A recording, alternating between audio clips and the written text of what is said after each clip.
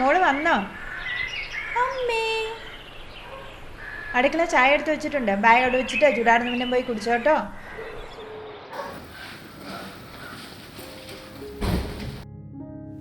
ഇവിടെയാണ് ബാഗ് വെക്കുന്നത്. ഞാൻ മടുത്തു അമ്മേ. അത് അവിടെ എങ്ങനെ ഇരിക്കട്ടെ, ഞാൻ പിന്നെ വെച്ചോളാം. വളർന്നങ്ങ് കോളേജിലായി. നാളെ ഒരുത്തിനെ പിടിച്ച് ഏൽപ്പിക്കാനുള്ളതാ. എന്നിട്ട് ഇതുവരെ കുട്ടികളെ മാറിയിട്ടില്ല. കല്യാണോ? നാളെയോ? അതും എന്റെ? ഞാൻ അറിയില്ലല്ലോ അമ്മൂസ്. എന്നിട്ട്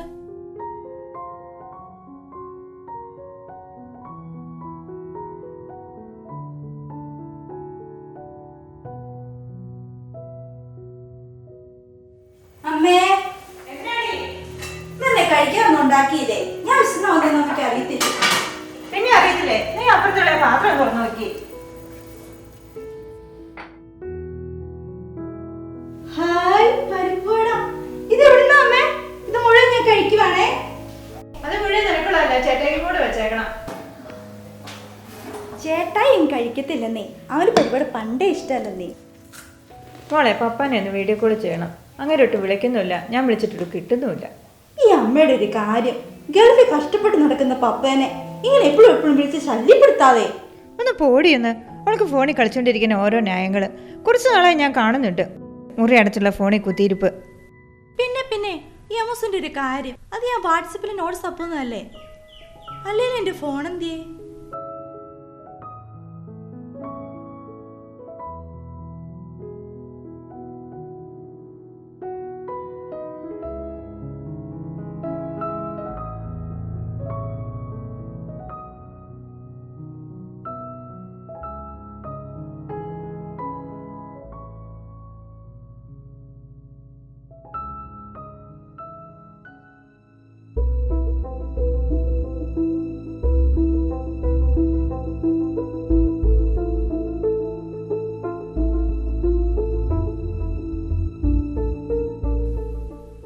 മോളുടെ മുഖം എന്നെ വല്ലാണ്ടിരിക്കുന്നേ? ഒന്നുമില്ല അമ്മേ, വല്ലാത്ത തലവേദന. ഞാൻ ഒന്ന് പോയി കിടക്കട്ടെ. നിക്ക് മോളെ, അമ്മ വിക്സ് എടുത്തോണ്ട് വരാം.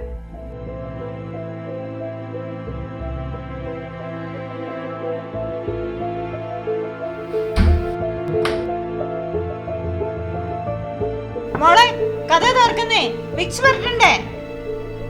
വേണ്ട അമ്മേ, അമ്മ ഒന്ന് പൊക്കേ, സാരില്ലെന്നേ.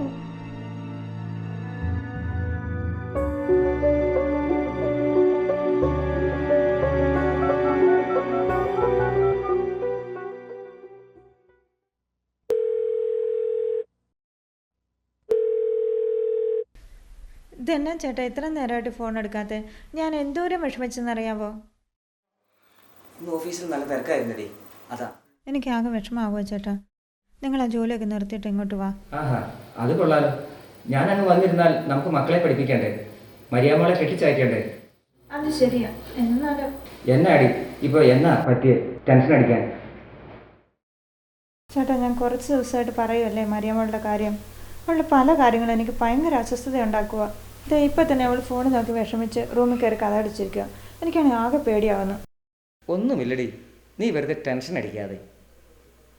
ഞാൻ കുറച്ച് കഴിയുമ്പോൾ മരിയാമോളെ വിളിച്ചോളാം. നീ അവൾക്ക് വേണ്ടി ഈശ്വരനോടൊന്ന് പ്രാർത്ഥിച്ചേ. നമ്മൾ മാത്രമല്ലല്ലോ, കാവൽമാലാഹയുടെ പരിരക്ഷയും അവൾക്കുണ്ടല്ലോ. എന്നാ ശരിടി, ഞാൻ വെച്ചേക്കുവാ.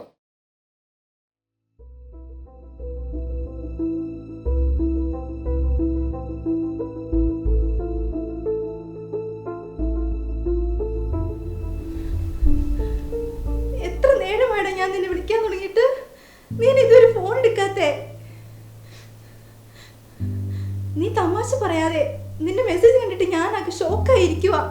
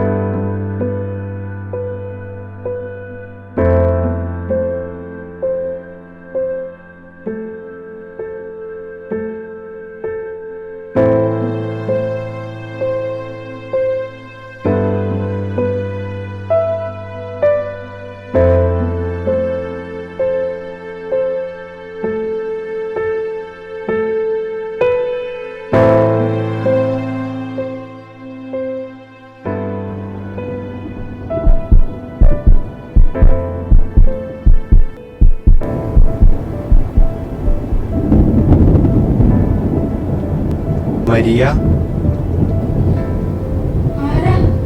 എന്താ?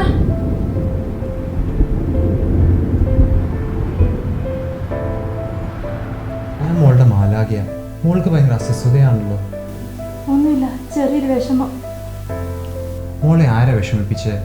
കൊച്ചിലെ വളർത്തിയ മാതാപിതാക്കളോ അതോ മോളുടെ ചേട്ടായോ അല്ലെങ്കിൽ നിങ്ങളുടെ ഭാഷയിൽ ചങ്സ് എന്ന് പറയുന്ന കൂട്ടുകാരാണോ? അവരാരുമല്ല, അവർക്കെല്ലാം എന്നെ ഇഷ്ടമായിരുന്നു. എനിക്കും. അവനാ ആ ദുഷ്ടൻ, ആ ടോണി. അവനാ എന്നെ സ്നേഹിച്ച് ചതിച്ചത്. അവൻ എന്നാ ചെയ്തെന്നാ മോള് പറഞ്ഞ?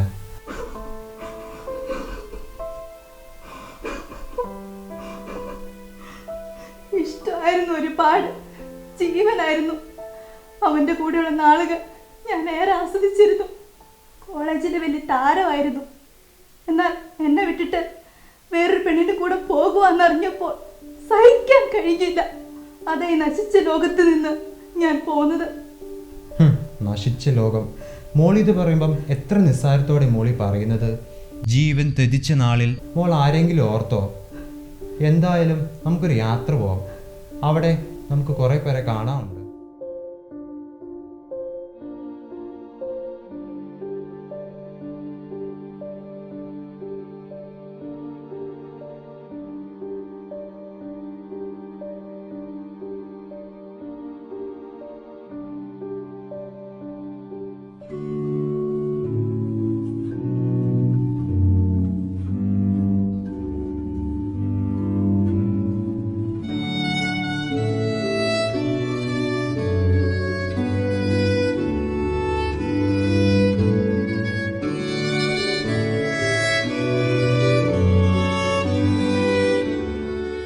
നമുക്ക് പള്ളിയിലോട്ട് പോവാം. അവിടെ എന്ത് പ്രാർത്ഥന നടക്കുന്നുണ്ടോ തോന്നുന്നു.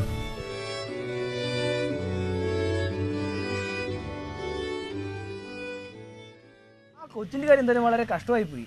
പറഞ്ഞിട്ട് എന്താ കാര്യം? എന്തായാലും നല്ല സെൻസേഷനിലായിരുന്നു. ചെറുപ്പക്കാരി, ആത്മഹത്യ. ഞങ്ങളുടെ ലൈവ് ചാനലിൻ്റെ റേറ്റിംഗ് വളരെ നന്നായി വർദ്ധിച്ചു. നിങ്ങൾക്ക് മാത്രമല്ല, ഞങ്ങൾക്കും നല്ല വർധന ഉണ്ടായിട്ടുണ്ട്. ആ കൊച്ചിൻ്റെ മരണം എന്തായാലും നമുക്കെല്ലാവർക്കും വളരെ ഗുണമായി. ഏട്ടാ സ്വൽപ്പന്മാരെ, നിങ്ങൾ പരിപാടി കളറായി. നമുക്കൊരു ഗ്യാപ്പ് കടാവേ. ഓ, നിങ്ങൾ അത്ര മോശമൊന്നുമില്ല. ഞങ്ങൾ പാവങ്ങൾ ജീവിച്ച് പൊക്കോട്ടടാവേ. ഇനി അച്ഛൻ്റെ ഒരു പ്രസംഗം കൂടെ ഉണ്ട്. അതിൽ നിന്ന് വല്ല വെറൈറ്റിയും കിട്ടിയാൽ മതിയായിരുന്നു.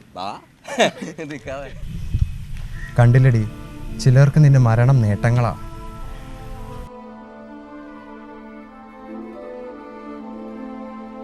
കഷ്ടമാണ്. ആ കൊച്ചിന് ഇങ്ങനെ തോന്നാനുള്ള വഴിയെന്താ നിങ്ങൾക്ക് ആർക്കെങ്കിലും അറിയാവോ? കഴിഞ്ഞ +2 പരീക്ഷയ്ക്ക് സകല വിഷയത്തിന് ഫസ്റ്റ് ക്ലാസ് വാങ്ങിയ കുട്ടിയാണ്. ഇപ്പോഴത്തെ കാലമല്ലേ, ഇപ്പൊ പിള്ളേര് എന്താ ചെയ്യണമെന്ന് നമുക്കറിയാൻ പറ്റില്ല. അല്ല, എന്നാലും കാരണം എന്താണെന്ന് മനസ്സിലായി. കഴിഞ്ഞ ബൈബിൾ കലോത്സവത്തിന് ആ കൊച്ച 1ാം സമ്മാനം മേടിച്ചത്. കലാതിലകമായിരുന്നു, നല്ല ഒരു കുട്ടിയായിരുന്നു. ആ കാര്യം പറഞ്ഞിട്ട് കാര്യമില്ല.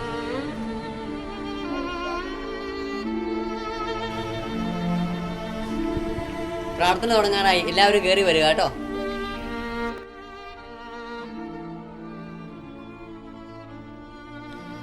മറിയാമ്മയുടെ വേർപാട് ദുഃഖിതരായിരിക്കുന്ന മാതാപിതാക്കളെ,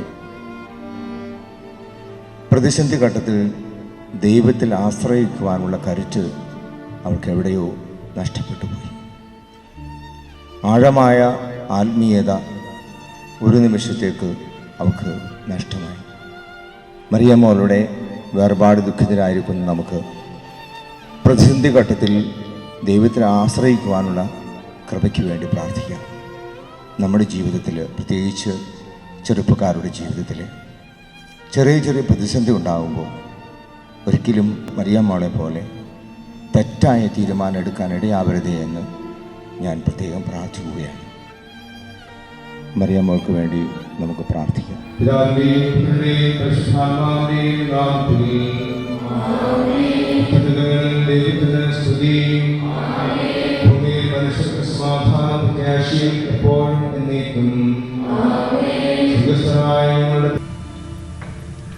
കണ്ടില്ലടി, പലർക്കും കുറേ ദിവസങ്ങളായി പറയാനുള്ള വിഷയമായത് ഈ ലോകത്തിൽ ആളുകൾ ജീവിച്ചിരുന്നോളം കാലം മോള് ചെയ്ത നല്ല കാര്യങ്ങളെക്കാളുപരി മോളുടെ ഈ അസാധാരണ മരണത്തെപ്പറ്റിയായിരിക്കും ആളുകൾ സംസാരിക്കുന്നത്.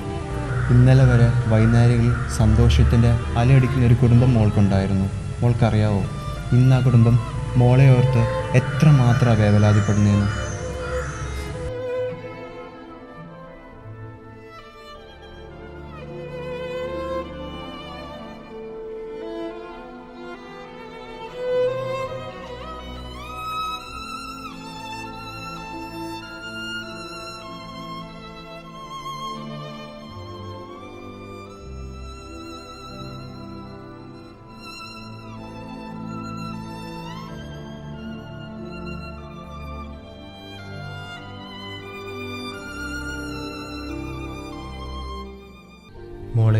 മോളുടെ അപ്പയും അമ്മയും ഇന്ന് വിഷമത്തിൻ്റെ പടുകുഴിയില്ല.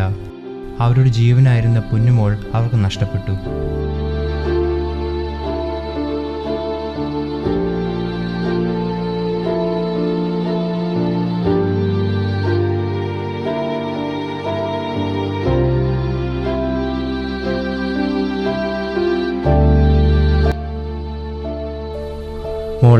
മോൾക്ക് ഞാനൊരു പഴയ കാഴ്ച കാണിച്ചു തരാം. ആ പറമ്പിലോട്ടൊന്ന് നോക്കിക്കേ.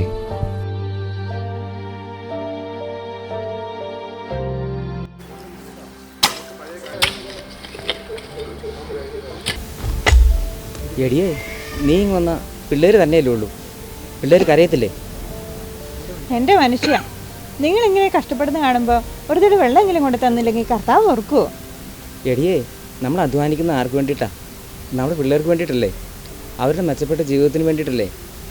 അവരെ കരയിച്ചിട്ട് നമ്മൾ വെള്ളം കുടിച്ചുകൊണ്ട് ഇവിടെ ഇരുന്നിട്ട് എന്നാ കാണിക്കാനാ? ഈ മനുഷ്യൻ്റെ ഒരു കാര്യം, ഞാൻ പോവുക.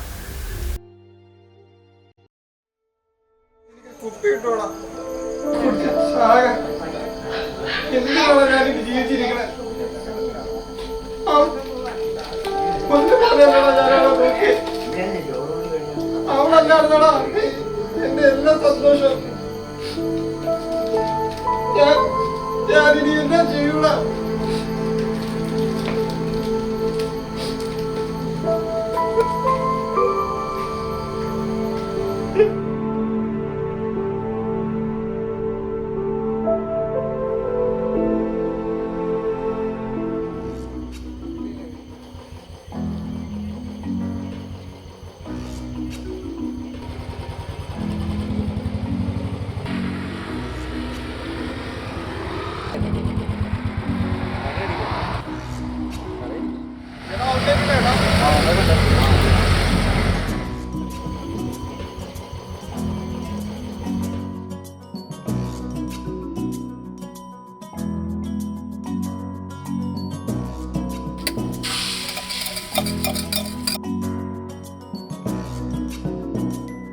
ചേട്ടായി, ഞാനിന്ന് വളരെ ഹാപ്പിയാ.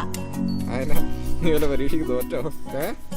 തോൽവി അത് മരിയുടെ ജീവിതത്തിൽ ഇല്ലല്ലോ. ഇത് അതൊന്നും അല്ലെന്നേ. പിന്നെന്താ കാന്താരി, നീ പറ. ഞാനാ ചേട്ടായി ഈ ലോകത്തിലെ ഏറ്റവും ഭാഗ്യവതിയായ പെങ്ങള്. നീ ചേട്ടാനെ കളിയാക്കുവാണോ?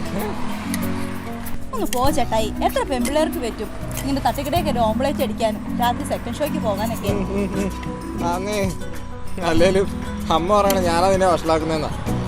ഒന്ന് പോ ചേട്ടായി, വാ നമുക്ക് പോകാം. ലാലേട്ടന്റെ പടം തുടക്കം തൊട്ട് കണ്ടില്ല, ഒരു ത്രില്ലില്ലെന്നേ.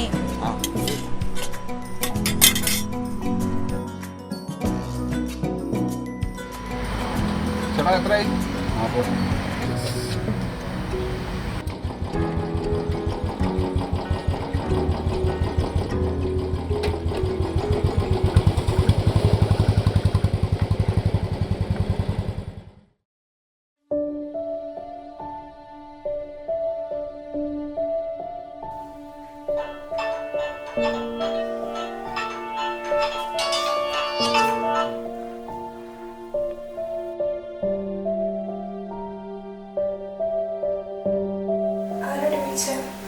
ഞങ്ങളെ തൊടുപുഴയില് തുണയൊക്കെ കൊടുത്ത് ചേച്ചി വിളിച്ചത്.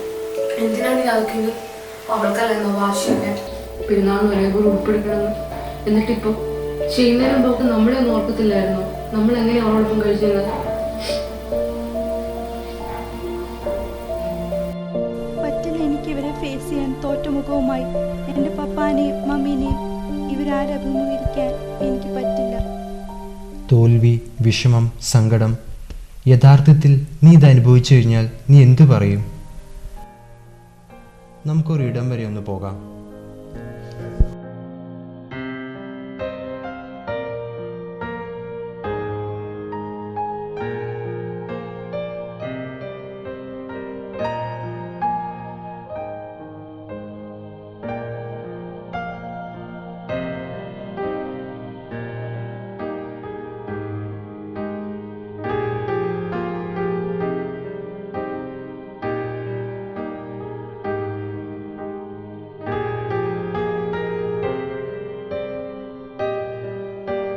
മരിയെ, നീ ഇവരെ കണ്ടോ?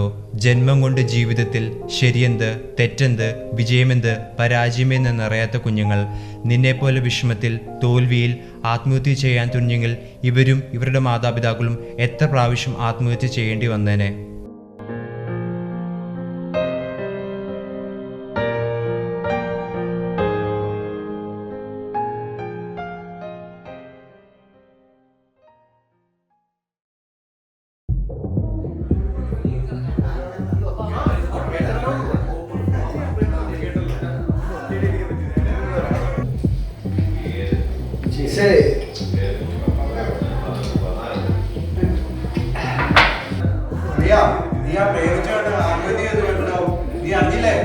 എന്റെ പൊന്നടയാ, അവളോട് ഒരു 100 തവണ പറഞ്ഞു. അവളൊരു പരിശുദ്ധ പോകാൻ പറയാ. ഇതാണ് മോളെ ജീവനിലും സ്നേഹിച്ച വ്യക്തി. ജീവിതത്തിൽ നിന്നെ നഷ്ടപ്പെട്ട് കഴിഞ്ഞപ്പോൾ അവമരുത് കേട്ടില്ലേ? ഇന്നത്തെ ലോകത്തിൽ പ്രേമബന്ധങ്ങൾ സർവ്വസാധാരണമാണ് എന്നതിൽ ഒരു സത്യസന്ധതയുണ്ട്, ധർമ്മമുണ്ട്. അല്ലാതെ സിനിമ നടന്മാരെ പോലെ നടിമാരെ പോലെ പൂർണ്ണ കാണുന്ന അഴകിലല്ല, മനസ്സിനുള്ളിലെ അടുപ്പമാണ് യഥാർത്ഥ സ്നേഹബന്ധം. ജീവിതത്തിൽ തോൽവികൾ എല്ലാവർക്കുമുണ്ട്. തോൽവിയെ ധൈര്യപൂർവ്വം നേരിട്ടവരെ ഉന്നതങ്ങളിൽ എത്തിയിട്ടുള്ളൂ. അല്ലാതെ തോൽവിയിൽ ആത്മഹത്യയല്ല പരിഹാരം.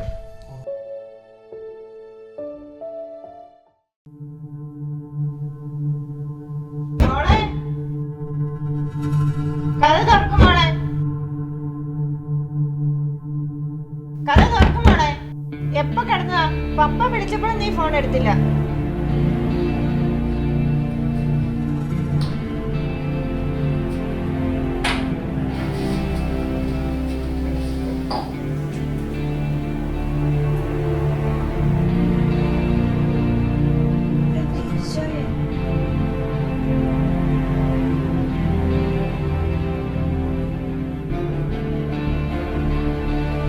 അമ്മ എന്തിനാ വിഷമിക്കുന്നത്?